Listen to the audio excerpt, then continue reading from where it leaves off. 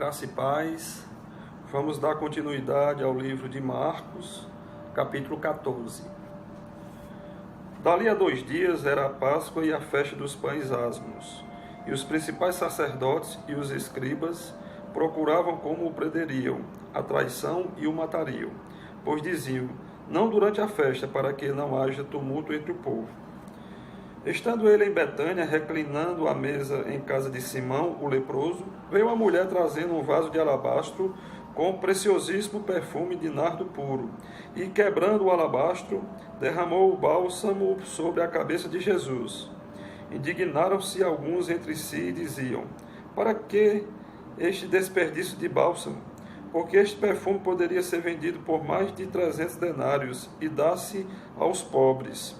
E murmuravam contra ela. Mas Jesus disse, deixai-a, porque a molestais. Ela praticou boa ação para comigo, porque os pobres sempre o tendes convosco, e quando quiserdes, podeis fazer-lhes bem, mas a mim nem sempre me tendes. Ela fez o que pôde, antecipou-se a ungir-me para a sepultura. Em verdade vos digo, onde for pregado em todo o mundo o Evangelho, será também contado o que ela fez para a memória sua. E Judas Iscariotes, um dos 12, foi ter com os principais sacerdotes para lhes entregar Jesus. Eles, ouvindo-o, alegraram-se e lhes prometeram dinheiro. Nesse meio tempo, buscava ele uma boa ocasião para o entregar. E no primeiro dia da festa dos pães asmos, quando se fazia o sacrifício do cordeiro pascal, disseram-lhe seus discípulos, onde que vamos fazer os preparativos para comeres a Páscoa? Então enviou 2 dos seus discípulos, dizendo-lhes, ide à cidade e vos sairá ao encontro um homem trazendo um cântaro de água. Segui-o e dizei ao dono da casa onde ele entrar que o mestre pergunta, onde é o meu aposento no qual hei de comer a Páscoa com os meus discípulos? E ele vos mostrará um espaçoso cenáculo mobilado e pronto. Ali fazei os preparativos. Saíram, pois, os discípulos, foram à cidade, e achando tudo como Jesus lhe tinha dito, prepararam a Páscoa. Ao cair da tarde, foi com os 12. Quando estavam à mesa e comiam, disse Jesus, em verdade vos digo que um dentre vós, o que come comigo, me trairá. E eles começaram a entristecer-se e a dizer-lhe, um após outro, porventura sou eu? Responderam-lhes, é um dos 12, o que mete comigo a mão no prato. Pois o Filho do Homem vai, como está escrito a seu respeito. Mas ai daquele por intermédio de quem o Filho do Homem está sendo traído. Melhor lhe fora não haver nascido. E enquanto comiam, tomou Jesus um pão e, abençoando-o, partiu e lhes deu, dizendo, tomai, isto é o meu corpo. A seguir tomou Jesus um cálice e, tendo dado graças, o deu aos seus discípulos. E todos beberam dele. Então lhes disse, isto é o meu sangue, o sangue da nova aliança, derramado em favor de muitos. Em verdade vos digo que jamais beberei do fruto da videira até aquele dia em que o hei de beber novo no reino de Deus. Tendo cantado um hino, saíram para o Monte das Oliveiras. Então lhes disse Jesus, todos vós vos escandalizareis, porque está escrito, ferirei o pastor e as ovelhas ficarão dispersas. Mas depois de minha ressurreição, irei adiante de vós para a Galiléia. Disse-lhe Pedro, ainda que todos se escandalizem, eu jamais.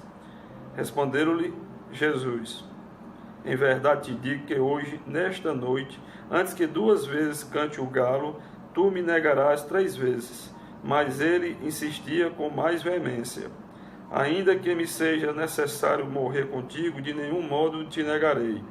Assim disseram todos. Então foram a um lugar chamado Getsemane. Ali chegados, disse Jesus a seus discípulos, assentai-vos aqui, enquanto eu vou orar. E levando consigo a Pedro, Tiago e João, começou a sentir-se tomado de pavor e de angústia. E lhes disse, a minha alma está profundamente triste até a morte. Ficai aqui e vigiai. E, adiantando-se um pouco, prostou-se em terra, e orava para que, se possível, lhe fosse poupada aquela hora. E dizia, Abba, Pai, tudo te é possível. Passa de mim este cálice, contudo não seja o que eu quero, e sim o que tu queres. Voltando, achou-os dormindo, e disse a Pedro: Simão, tu dormes? Não pudeste vigiar nem uma hora? Vigiai e orai para que não entreis em tentação. O espírito, na verdade, está pronto, mas a carne é fraca. Retirando-se de novo, orou, repetindo as mesmas palavras. Voltando, achou outra vez dormindo, porque os seus olhos estavam pesados e não sabiam o que lhe responder. E veio pela terceira vez e disse-lhes: Ainda dormis e repousais? Basta. Chegou a hora, o Filho do Homem está sendo entregue nas mãos dos pecadores. Levantai-vos, vamos, eis que o traidor se aproxima. E logo falava ele ainda, quando chegou Judas, um dos 12, e com ele vinda da parte dos principais sacerdotes, escribas e anciãos, uma turba com espadas e porretes. Ora, o traidor tinha-lhes dado esta senha: aquele a quem eu beijar é esse, prendei-o e levai-o com segurança. E logo que chegou, aproximando-se, disse-lhe: Mestre, e o beijou. Então lhe deitaram as mãos e o prenderam. Nisto, um dos circunstantes, sacando da espada, feriu o servo do sumo sacerdote e cortou-lhe a orelha. Disse-lhe Jesus: Saístes com espada e porretes para prender-me como a um salteador? Todos os dias eu estava convosco no templo, ensinando, e não me prendestes. Contudo, é para que se cumpram as Escrituras. Então, deixando-o, todos fugiram. Seguiam um jovem coberto unicamente com um lençol e lançaram-lhe a mão, mas ele, largando o lençol, fugiu desnudo. E levaram Jesus ao sumo sacerdote, e reuniram-se todos os principais sacerdotes, os anciãos e escribas. Pedro seguira-o de longe até ao interior do pátio do sumo sacerdote, e estava sentado entre os serventuários, aquietando-se ao fogo. E os principais sacerdotes e todo o sinédrio procuravam algum testemunho contra Jesus para o condenar à morte, e não o achavam, pois muitos testemunhavam falsamente contra Jesus, mas os depoimentos não eram coerentes.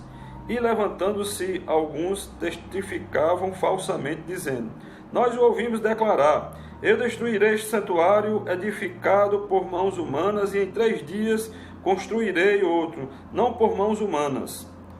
Nem assim o testemunho deles era coerente. Levantando-se o sumo sacerdote no meio, perguntou a Jesus: Nada respondes ao que estes depõem contra ti?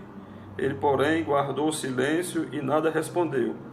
Tornou a interrogá-lo o sumo sacerdote e lhes disse: És tu o Cristo, o Filho do Deus bendito? Jesus respondeu: Eu sou, e vereis o Filho do Homem assentado à direita do Todo-Poderoso e vindo com as nuvens do céu. Então o sumo sacerdote rasgou as suas vestes e disse: Que mais necessidade temos de testemunhas? Ouviste a blasfêmia? Que vos parece? Que vos parece? E todos o julgaram réu de morte. Puseram-se alguns a cuspir nele, a cobrir-lhes o rosto, a dar-lhe murros e a dizer-lhe: Profetiza! E os guardas o tomaram a bofetadas. Estando Pedro embaixo no pátio, veio uma das criadas do sumo sacerdote, e vendo a Pedro que se aquentava, fixou e disse: Tu também estava com Jesus, o Nazareno. Mas ele o negou, dizendo: Não conheço nem compreendo o que dizes. E saiu para o alpendre, e o galo cantou. E a criada, vendo-o, tornou a dizer aos circunstantes: Este é um deles. Mas ele outra vez o negou. E pouco depois os que ali estavam disseram a Pedro: Verdadeiramente és um deles, porque também tu és galileu. Ele, porém, começou a praquejar e a jurar: Não conheço esse homem de quem falais. E logo cantou o galo pela segunda vez. Então Pedro se lembrou da palavra que Jesus lhe dissera: Antes que 2 vezes cante o galo, tu me negarás 3 vezes. E caindo em si, desatou a chorar.